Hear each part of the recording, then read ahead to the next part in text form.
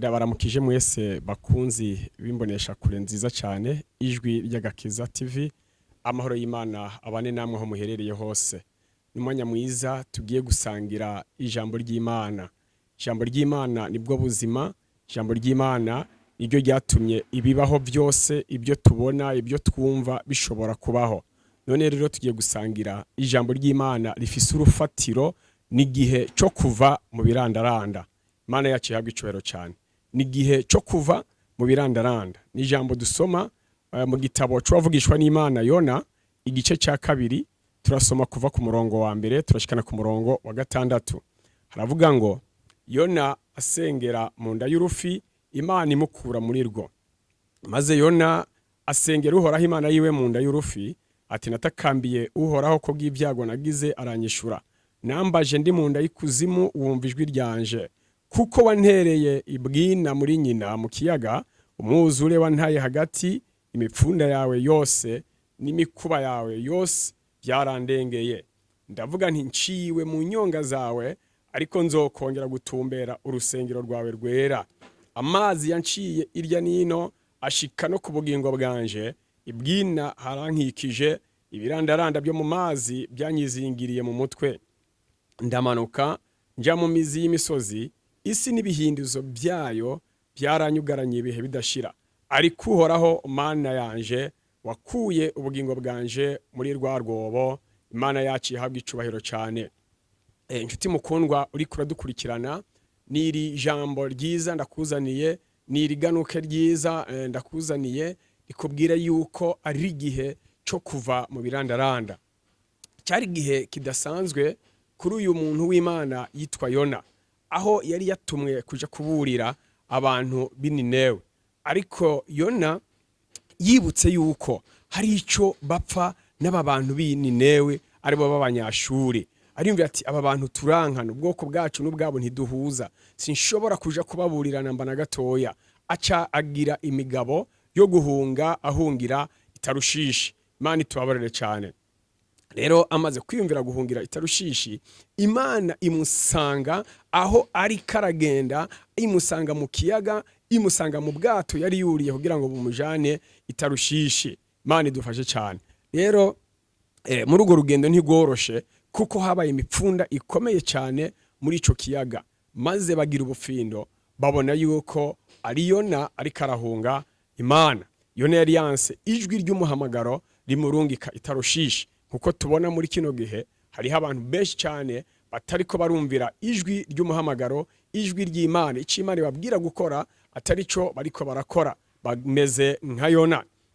Maze bamaze kugira ubwo bufindo rero, Yona baramubaza bati wewe uri bwoko ki, uri muntu nyabaki ushobora gutuma tugira ibyago bingana gutya?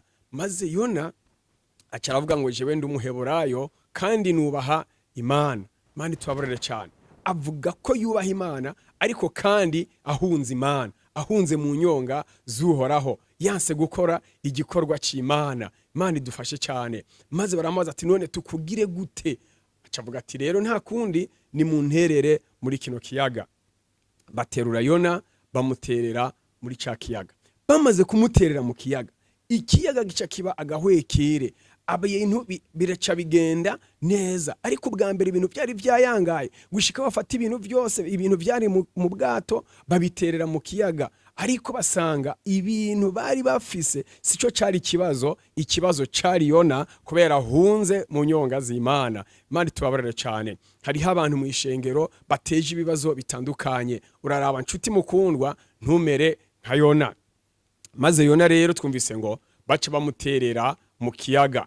Bamaze kumuterera mu kiyaga, aca yiyumvira ibiko bimubako. Niko kwimva ati reka nsenga Imana, reka nce bugufi imbere y'Imana, reka ndasaba Imana ndabe ko ari ico yonkorera. Imana ishimwe cyane, kuko Bibiliya itwereka ngo yaciye amirwa n'urufi. Urufi runini ruraza ruramumira, ruramutwara, aja ibwina mu kiyaga. Aho Bibiliya itubwiye ngo ibirandaranda byamwizingiriye ko yagiye indani mu kiyaga ibwina kure cyane. Imana idufashe cyane.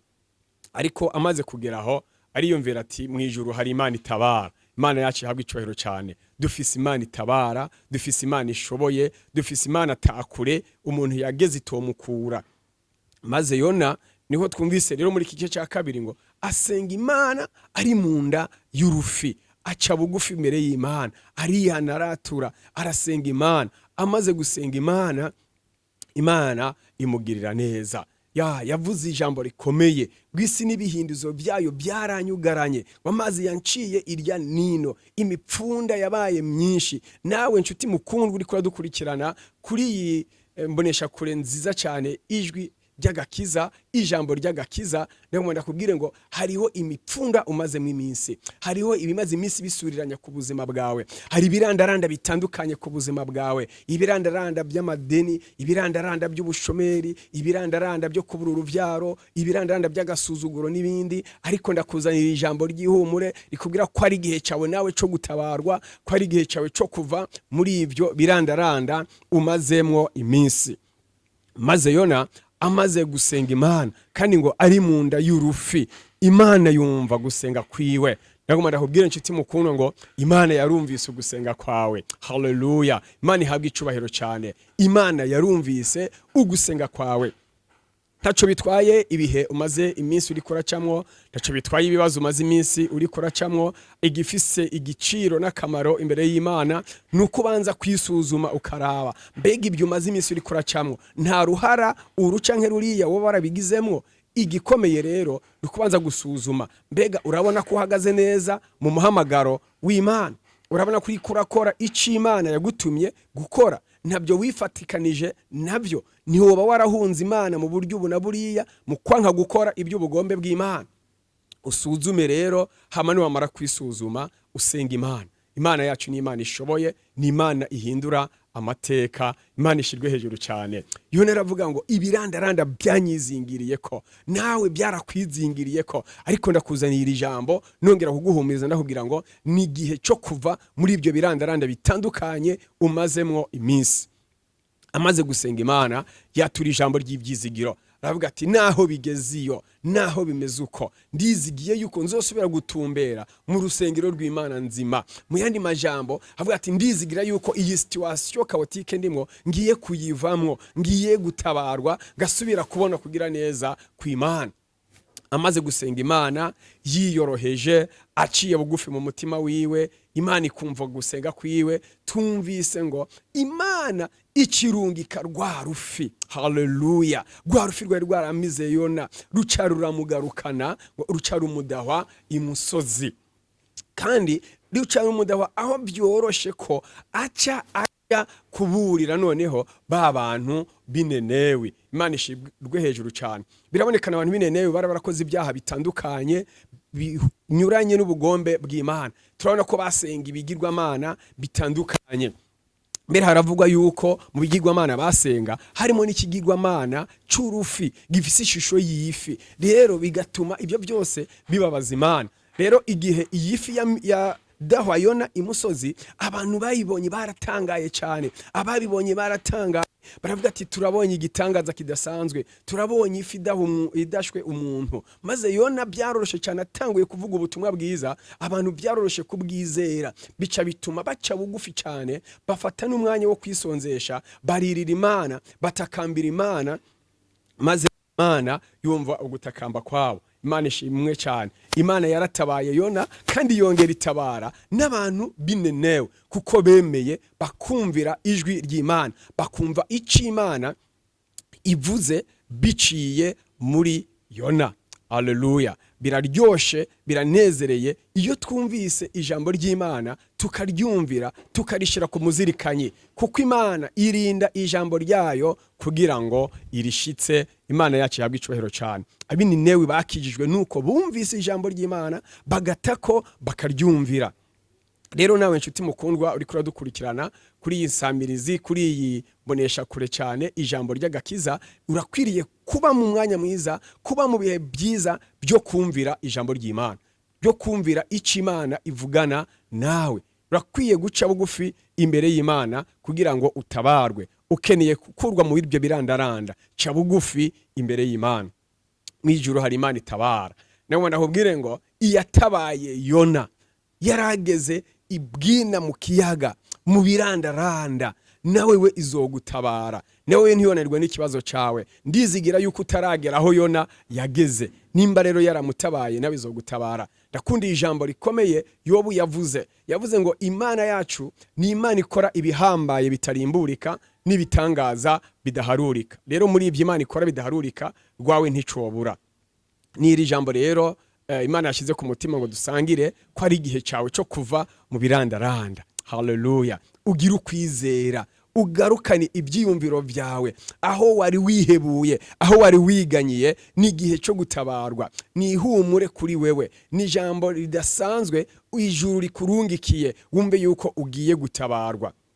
Tugomba gusenga Imana kugira ngo nawe wumve yuko umutwaro wawe ugiye kugukurwa, ko ugiye gutabarwa, ugiye kubona kugira neza kw'Imana. Ni igihe cyo kuva mu birandaranda. Imana yacu ihabwa icyubahiro cyane. Reka dusenga Imana, nawe ugira ukwizera, wumve yuko ibirandaranda byose Imana igiye kubigukurako, Imana igiye kugutabara kandi igiye kukugirira neza.